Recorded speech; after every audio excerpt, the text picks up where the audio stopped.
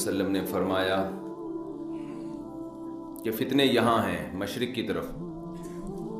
یہ اور بھی متعدد سند سے یہ حدیث ہے کہ نبی صلی اللہ علیہ وسلم نے مشرق کی طرف اشارہ کیا. تو مدینہ کا جو مشرق ہے نا، سارے فتنے وہیں سے آئے ہیں. خوارج کا فتنہ بھی وہیں سے پیدا ہوا، فتنہ دجال بھی وہیں سے نکلے گا، اور جو مسیلمہ کذاب کا فتنہ تھا، یعنی مشرق کی طرف جو ممالک ہیں ان سے فتنے نکلیں گے. تو وہ سارے فتنے جتنے بھی تاریخ میں ہوئے ہیں اسی طرف سے ہوئے ہیں، بڑے بڑے فتنے جو ہوئے ہیں نا. چلیں، اور آپ نے فرمایا کہ والجفاء وغلظ القلوب فی الفدائین اہل الوبر. یہ جو گائے کے دم پکڑ کے چلنے والے لوگ تھے نا، ان لوگوں میں فتنے ہیں. جو دیہاتی لوگ تھے نا، دیہاتی، یہ جو دیہاتی لوگوں کے دل سخت ہوتے ہیں نا، تو آگے اس کی تفسیر آ رہی ہے فی ربیعۃ و مضر، ربیعہ اور مضر میں. تو ربیعہ اور مضر بھی بنی اسماعیل میں سے ہی، اسماعیل علیہ السلام کی اولاد میں سے ہی ہیں، لیکن ان میں فتنوں کا یعنی ان کی میجورٹی ان کی طرف سے زیادہ فتنے ہوئے. ارتداد بھی انہی میں پھیلا ہے زیادہ، جو مسلمہ کذاب کے وقت ارتداد ہوا تھا، اور نبی صلی اللہ علیہ وسلم کے دنیا سے جانے کے بعد جو ارتداد ہوا ہے. حضرت ابو ہریرہ رضی اللہ عنہ سے روایت ہے، رسول اللہ صلی اللہ علیہ وسلم نے فرمایا فخر اور تکبر ہے اہل وبر میں. جو بڑے جانور نہیں ہوتے، وبر اونٹ کے اس کو کہتے ہیں بالوں کو، تو گائے اور اونٹ پالنے والوں میں تکبر ہے. والسکینۃ فی اہل الغنم، اور بکریاں پالنے والوں میں تواضع ہے، سکینت ہے.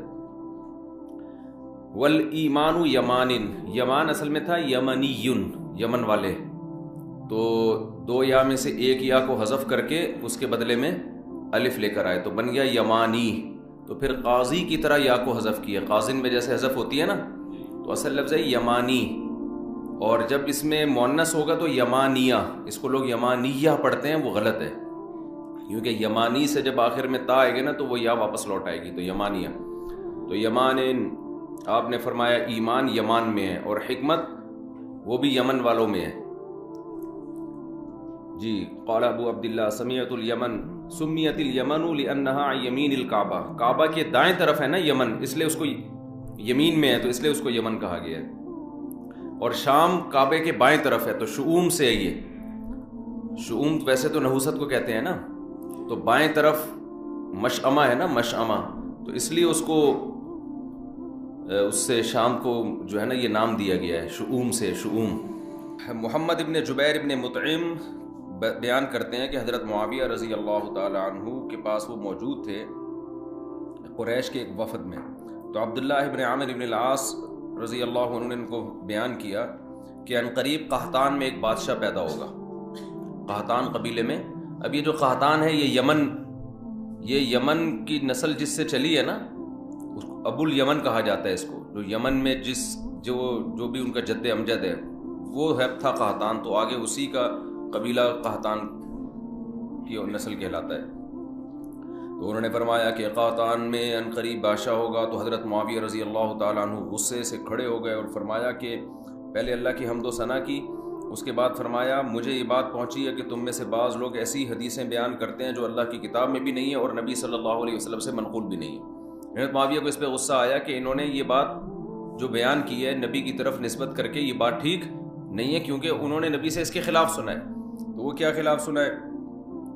فرمایا فَإِنَّهُ بَلَغَنِي أَنَّ رِجَالًا مِّنكُمْ يَتَحَدَّثُونَ أَحَادِيث، لوگ یہ بیان کرتے ہاں فَأُولَٰئِكَ جُهَّالُكُمْ، یہ تم میں کم علم لوگ ہیں. فَإِيَّاكُمْ وَالْأَمَانِيَّ الَّتِي تُضِلُّ أَهْلَهَا، وہ امیدیں، ان امیدوں سے اپنے آپ کو بچاؤ جو امید والوں کو جو امیدیں ہلاک کر دیں. فَإِنِّي سَمِعْتُ رَسُولَ اللَّهِ صلی اللہ علیہ وسلم يقول إِنَّ هَذَا الْأَمْرَ فِي قُرَيْشٍ لا يعاديهم احد الا كبه الله على وجهه. یہ جو معاملہ ہے نا خلافت کا، یہ قریش کے پاس ہے، اور جو بھی ان سے اس معاملے میں دشمنی کرے گا اللہ اس کو رسوا کر دے گا. ما اقاموا الدین، جب تک کہ وہ دین کو قائم رکھیں. تو اصل میں بات یہ ہے کہ جس نے بھی حضرت معاویہ کے سامنے یہ حدیث پیش کی، پوری حدیث پیش نہیں کی.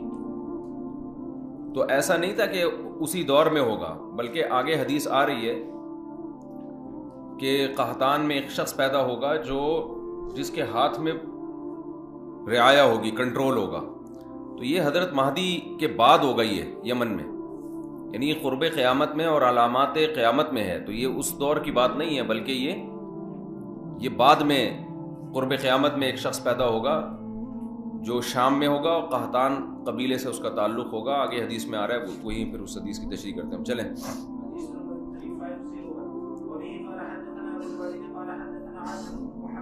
حضرت معاویہ کو غصہ غضب شاید اس وجہ سے آیا کہ خلافت میں یا حکومت میں وہ دراڑ پیدا کرنے کے لیے بھی اس طرح کی باتیں ہوتی ہیں نا، کیونکہ حضرت معاویہ نے بھی سنا نبی سے، اور بھی اس بارے میں آپ نے حدیثیں ہیں کہ خلیفہ قریشی سے ہوگا. تو یہ بہت ساری احادیث اس بارے میں ہیں.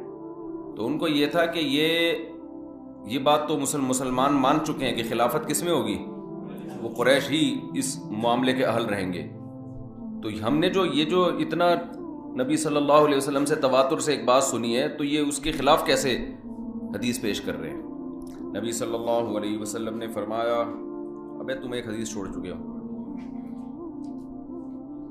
حدثني عبد الرحمن بن هرمز الأعرج عن أبي هريرة رضي الله عنه قال قال رسول الله صلى الله عليه وسلم قريش والأنصار وجهينة ومزينة وأسلم وأشجع وغفار موالي ليس لهم مولى دون الله ورسوله.